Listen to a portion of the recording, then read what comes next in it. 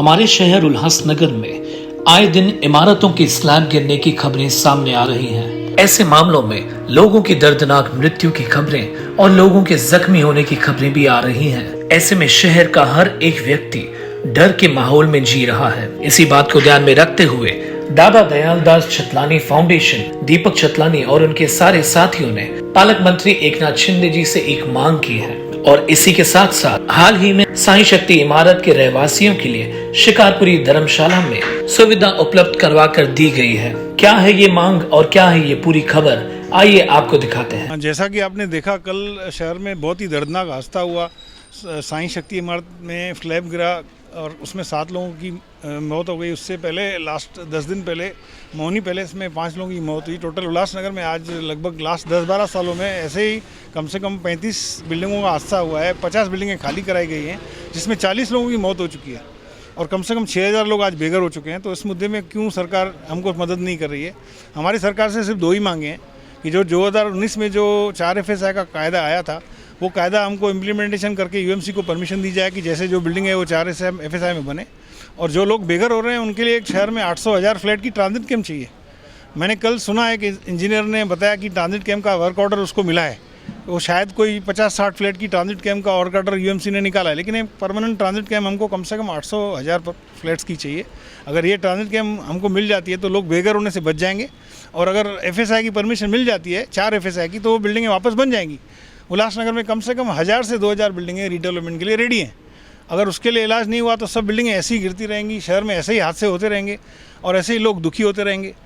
तो कब इसका सोल्यूशन निकलेगा? हमारी यही सरकार से मांग है। हमारे उल्लासनगर के जितने भी जनप्रतिनिधि हैं, हमारे पॉलिटिशियन हैं, सबको इस मंच में पॉलिटिक्स छोड़ के ये मुद्दे पे कॉमन सोल्यूशन पब्लिक हित में निकालना चाहिए। इन ऐसी बिल्डिंगों की वजह से ही उल्लासनगर खाली होता जा रहा है। लोग यहाँ से शिफ्ट होके कल्याण जा रहे हैं, अंबरनाथ जा रहे हैं, मारल गांव तक जा रहे हैं, लेकिन यहाँ उल्लासनगर में रहना पसंद नहीं कर रहे हैं। सबसे पहले तो साई शक्ति बिल्डिंग में जो 2 परिवार ऐसे थे जिनके 7 घर के सदस्य कल इस दर्दनाक घटना में एक्सपायर हो गए, उनके प्रति मैं संवेदना प्रकट करता हूँ।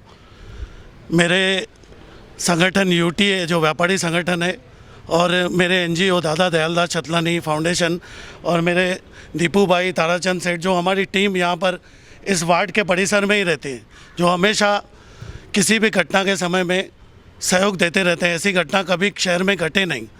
अभी ये सवाल हर एक के मन में है कि इसका सॉल्यूशन क्या निकलेगा, कब निकलेगा। तो 2019 में हमारा ये कायदा 80% हमारा आके पड़ा हुआ है। 2019 में जब भी भाभी हमारी स्वर्ग में हो, ज्योति भाभी, उन्होंने वो कायदा करके लाया था जिसमें 4 FSI हमको मिलने वाला है। उसमें सिर्फ एक चेंजेस चाहिए कि 30 साल पुरानी बिल्डिंग को उसमें 4 FSI दिया गया था। हमारी ये मांग है कि ज़्यादातर जो डेंजर बिल्डिंग है शहर में वो 94 और 95 में बनी थी। 2021 के हिसाब से 25 साल पुरानी बिल्डिंग या 20 साल पुरानी बिल्डिंग जो भी मैक्सिमम कर सकते हैं। 20 साल, हाँ, 20 साल पुरानी जो बिल्डिंग है वो पकड़ेंगे तो 2001, और अगर 25 साल पकड़ेंगे तो 1996। एक बेंचमार्क जो भी सरकार करना चाहती है, अगर 96 देती है तो भी 94, 95 की बिल्डिंग उसमें कवर हो जाएंगी। 2001 होती है तो सोने पर सुहागा, वो करेंगे तो वो 4 FSI में सब बिल्डिंगें आ जाएंगी। आज की डेट में जो इन बिल्डिंगों में रहते हैं वो मिडिल क्लास या गरीब लोग हैं, वो अपनी बिल्डिंग पे खर्चा करने के लायक नहीं है। समझो एक बिल्डिंग बनाने के लिए 50 लाख रुपया चाहिए, 2-2 लाख रुपया निकालने के लिए उनके पास पैसे नहीं हैं। तो सरकार उसमें ऐसा करे कि जो बिल्डिंग रीडेवलपमेंट करता है उनको एक 5-6% पे या 6.5% पे ब्याज पे होम लोन जिस तरह से मिलता है वो उनको प्रोवाइड करे, जैसे वो अपनी बिल्डिंग रीडेवलप कर सकें।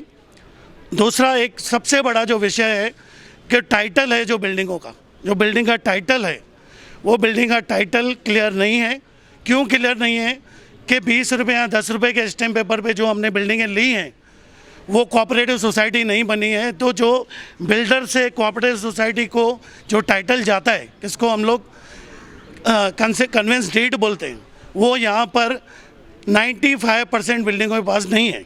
जो जूनी कोऑपरेटिव सोसाइटीज़ बनी हुई थी उनके पास हैं, जो अभी नियरली नई बिल्डिंगें बनी हैं विद प्लान उनको है। बाकी 95% बिल्डिंगों को नहीं है।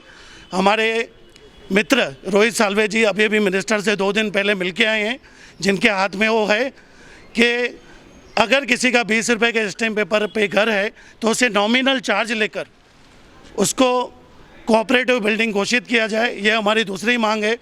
कोऑपरेटिव सोसाइटी फॉर्म हो जाएगी, उसमें मिनिमम हो, अगर उसकी 40,000 रुपया फ़ी बैठती है तो 5,000 रुपये लेके उसकी जो बिल्डिंग है या 4,000 रुपये लेके उसको रेगुलाइज किया जाए और कोऑपरेटिव बनाया जाए। बिल्डिंग कोऑपरेटिव बनेगी तो आपका जो टाइटल है वो आपके पास ही रहेगा, बिल्डिंग के पास रहेगा। जो भी आसपास बिल्डिंगें आप देखोगे तो कोई भी किसी के पीछे कोऑपरेटिव नहीं लिखा हुआ है। ये हमारी सबसे बड़ी कमजोरी है।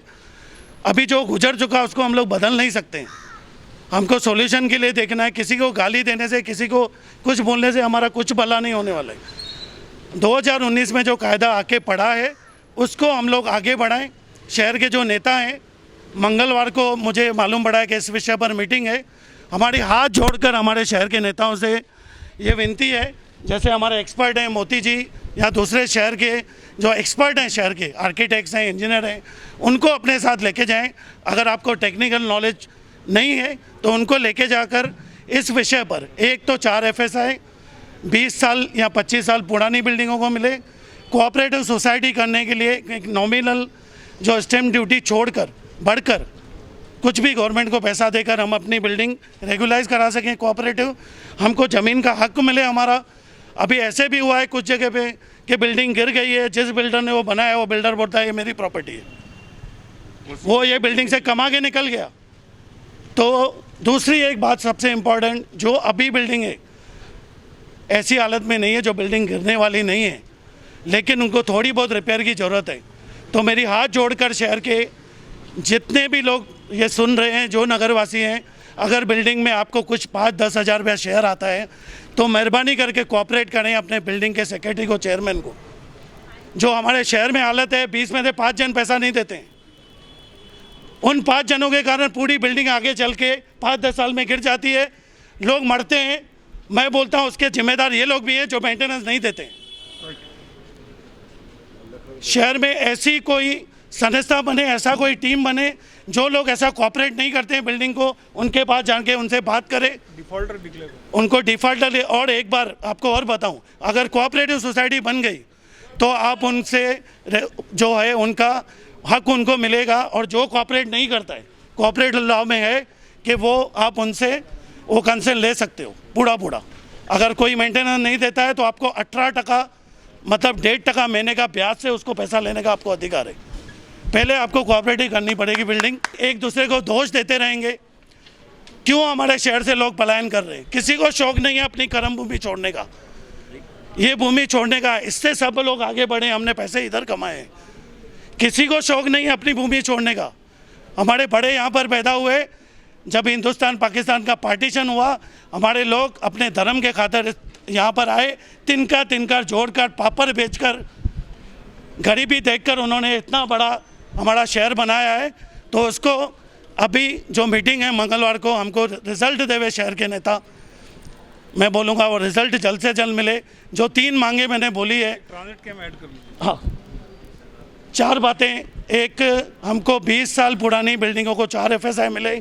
दूसरी बात, कोऑपरेटिव करने के लिए हमको जो स्टैम्प ड्यूटी की बात है, अभी वो बिल्डर की तरह हम कहाँ से वो पक्की लिखावड़ी करेंगे?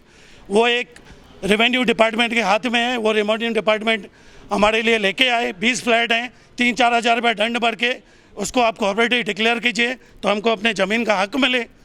तीसरी बात जो उन्होंने बोली कि ट्रांजिट कैंप, और ट्रांजिट कैंप का अभी जो 40-50 फ्लैट हैं उससे कुछ होने वाला नहीं है।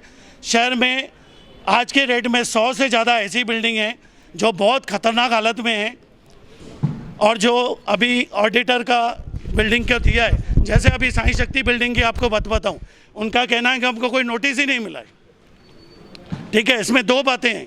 अगर नोटिस आपको नहीं मिला है तो आपको अपनी बिल्डिंग का तो भी ध्यान रखना है। अगर रिपेयरिंग की ज़रूरत थी, अगर रिपेयरिंग नहीं हो सकती थी तो उनका कोई कसूर ही नहीं है। उनका कोई कसूर नहीं है, लेकिन अगर रिपेयरिंग के लायक जो भी चीज़ है, एक दूसरे को कोऑपरेट करें।